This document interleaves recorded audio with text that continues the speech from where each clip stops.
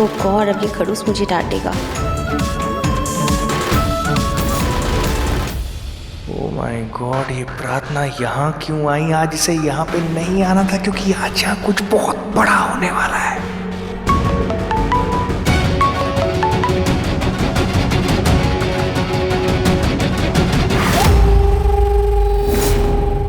हाय, कलेजे को ठंडक पहुंच गई। इतने सालों बाद मेरा ये दुश्मन आज मेरे सामने है। अब ये दुश्मन अपनी पुरानी दुश्मनी को काटेगा।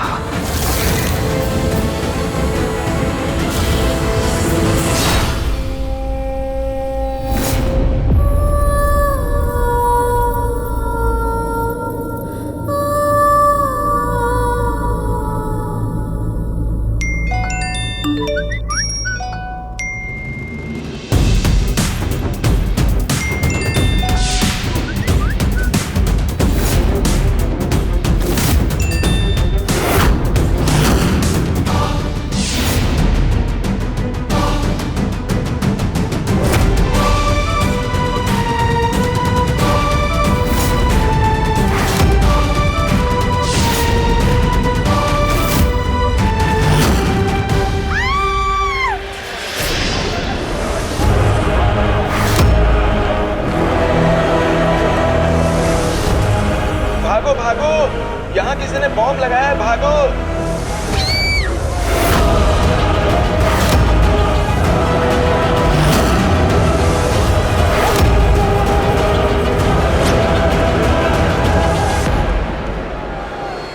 अनमोल वहाँ है, कैसे लाऊं उसे यहाँ अपने पास? मैम प्लीज सर मैम आप लोग प्लीज बाहर जाइए, मैं अनमोल को लेके आता हूँ, don't worry. Please ma'am, sir please ma'am को लेके जाइए, प्लीज सर, प्लीज सर। प्रार्थना कहाँ गई? प्रार्थना!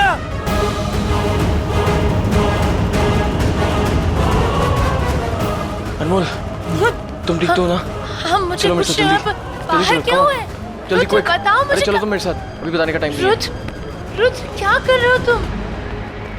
मैम आप प्लीज ऐसे संभालिए, मुझे जाना होगा अंदर, मिनिस्टर साहब की जान मुझे जाना होगा। नहीं, तुम ऐसे अंदर नहीं जाओगे। अनमोल प्लीज, मेरा काम है, मुझे जाना होगा, प्लीज। अनमोल प्लीज समझो मेरी बात को, मुझे जाना होगा, प्लीज। मिनिस्टर साहब चलिए चलिए। मिनिस्टर साहब, मिनिस्टर साहब। रुद्र जल्दी आ यहाँ पर, यहाँ हादसा हो गया। मिनिस्टर साहब नहीं रहे। हट, कातिल अपना काम करके निकल गया है, जल्दी से फुटेज निकालो, अभी पता लग जाएगा किसने किया है। ठीक है।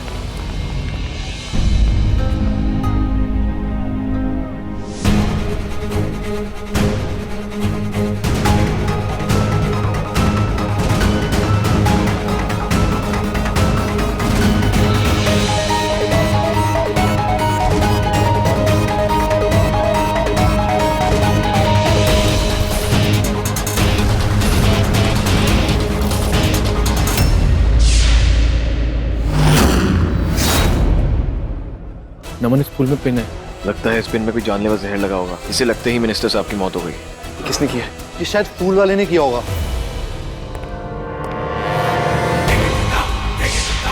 अरे तो बॉम्ब था। नमन लेट्स कैच हिम, यही बंदा है।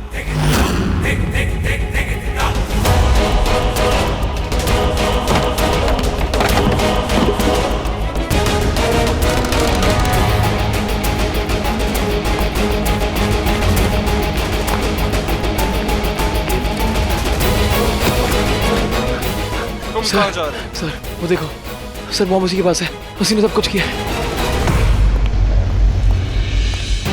See you, I hate you, but for the country I'm with you. Thank you sir, चलिए। मॉम, आई कांट, मुझे अंदर जाना होगा रुद्र के पास। नहीं अनमोल, तू कहीं नहीं जा सकती, बस यही रुकी रहे, वो लोग आ जाएंगे ना। मॉम अंदर बहुत डेंजर, और डेंजर में रुद्र है। मैं जा रही हूँ, आई एम सॉरी।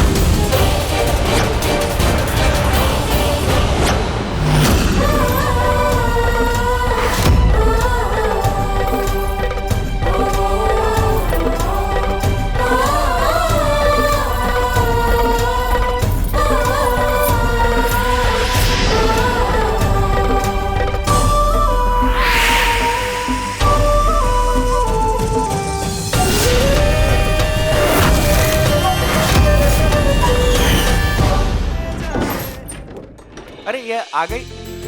अरे तू कब? ये मेरी बेटी प्रार्थना है, न्यूज चैनल में काम करती है, इंडिया का काफी बड़ा न्यूज चैनल। थोड़ा लेट हो जाते हैं कभी कभी। नमस्ते पापा।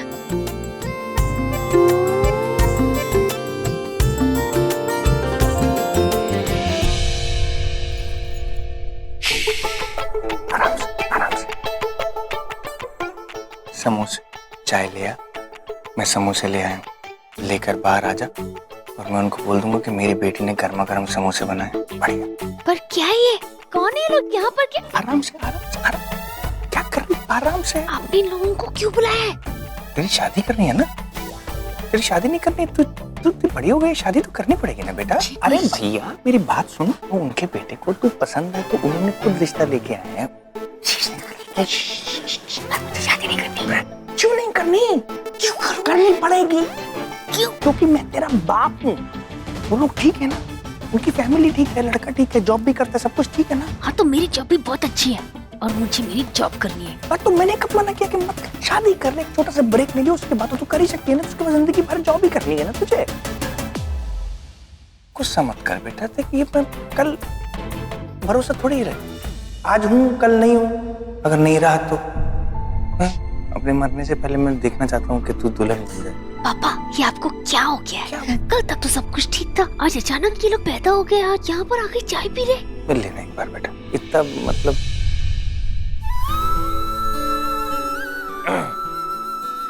ठीक है कर ले, बस आ गई। प्रार्थना आजा बच्चे। सो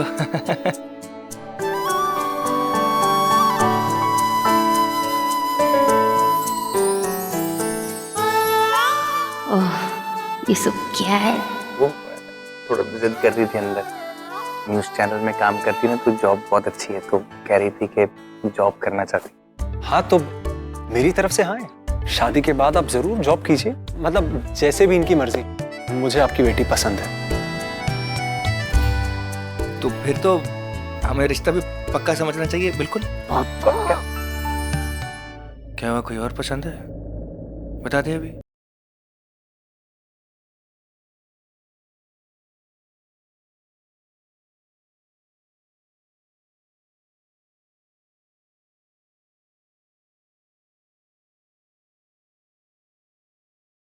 पसंद है कोई और? नहीं। तो फिर शादी तो बाद में भी करनी है, अभी भी करनी है। ठीक है, आप चाहते मैं शादी करूं तो कर ही लेती हूँ। सगाई जब होगी तब होगी, मैंने तो आज से ही इसे अपनी बहू मान लिया है।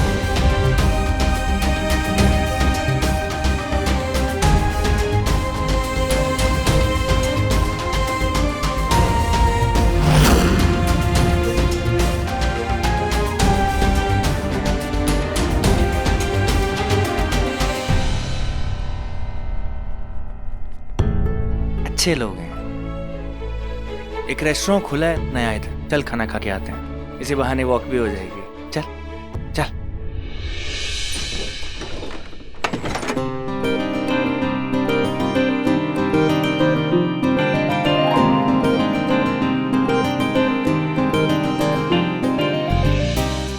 ये हाथ और ये साथ अब कभी नहीं छूटेगा। कम। आइए aunty, I am so grateful कि आप मेरी बेटी की सगाई में आए। कैसी हो तुम? मैं अच्छी हूँ। नमस्ते आंटी। नमस्ते आंटी, आज मेरे लिए एक बहुत स्पेशल डे है और मेरी दिलो तमन्ना थी कि आज आप मेरे साथ रहे। आखिर आप ही ने तो दी है मुझे मेरी अनमोल। प्रथा तुम ऐसे क्यों कह रही हो? अगर तुम नहीं भी बुलाती ना तब भी मैं आती। आंटी आप किसी को ढूंढ रही है क्या? हाँ प्रथा, तुमने प्रोफेसर जीत को भी बुलाया होगा ना? आखिर अनमोल उसी की बेटी तो है।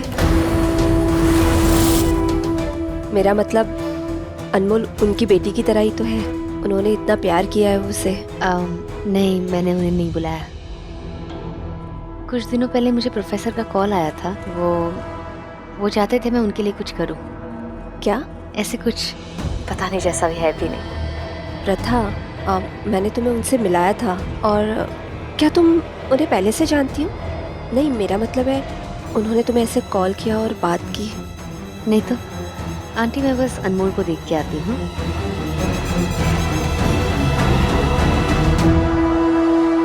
मुझसे क्या छिपा रही है प्रथा? मुझे पता है कि जैसे मुझे पता है वैसे प्रोफेसर को भी पता है कि तू एक शेष नागिन थी। इसलिए तो तू नजरें चुरा कर चली गई कि तेरी आंखों में छिपा हुआ राज मेरी आंखों को ना दिख जाए। हमारे देश पे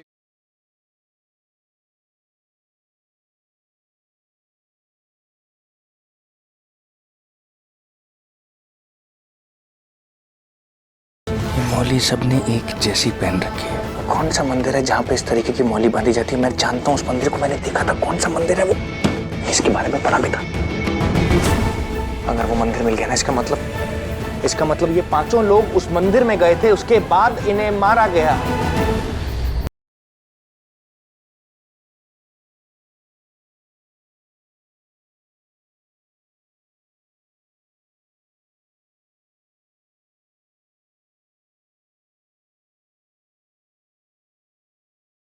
can we roll guys? Are we ready? Roll, sound, action.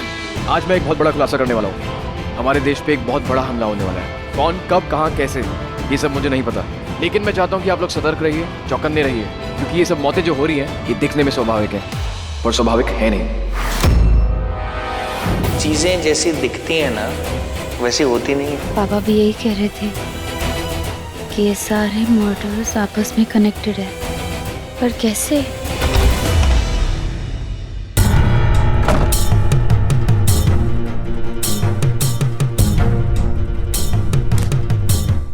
Hindustan पे एक नहीं कई देशद्रोहियों की नजर है। हमें करोड़ों में छुपी उस एक नजर को ढूंढना है। तो वही न्यूज चैनल जिसमें प्रार्थना काम करते हैं। क्यों हिंदुस्तान पे ये अटैक हो रहा है? इस क्यों का जवाब हमें जानना है। ये एक लड़का मेरी मदद कर सकता है। मेरे बाद सिर्फ ये एक लड़का है जिसको लगता है कि मौतें स्वाभाविक नहीं, एक साजिश है। तो देशवासियों, हमारे देश पे कभी भी किसी भी वक्त कोई भी हमला हो सकता है। मैं चाहता हूँ कि आप लोग अलर्ट रहिए और सेफ रहिए। ये लड़का एक एक बात सही बोल रहा है, मुझे उससे बात करनी पड़ेगी। कट। आखिर वो है कौन जो देश पे इतना बड़ा अटैक करने वाला है? मैं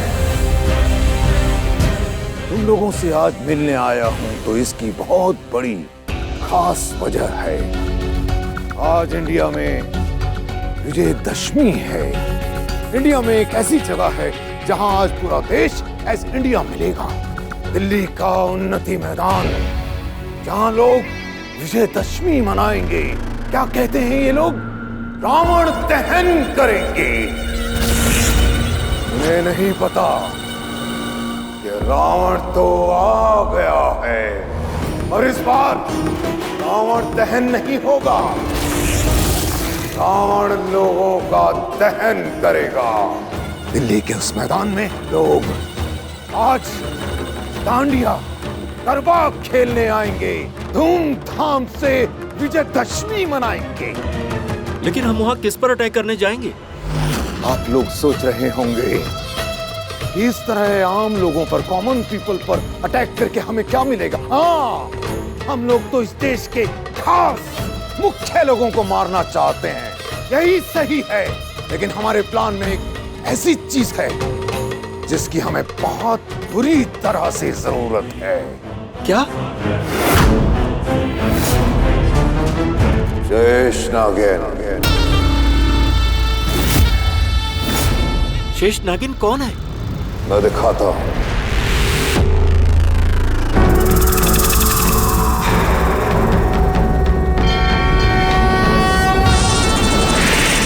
प्राचीन भारत में, यानी कि पुराने भारत में, एक बात बहुत मशहूर थी। यहाँ शिव जी वास करते हैं, इसीलिए यहाँ पैदा हुई थी एक ऐसी वरदानी। यहाँ के सांपों को इंसानों का रूप धारण करने का मौका मिला, और इसीलिए पूरी दुनिया में एक ऐसा हिंदुस्तान ही है जहाँ नागिन होती हैं, और उनकी मुखिया होती है शेष नागिन। सर, हम इन सब बातों में नहीं मानते।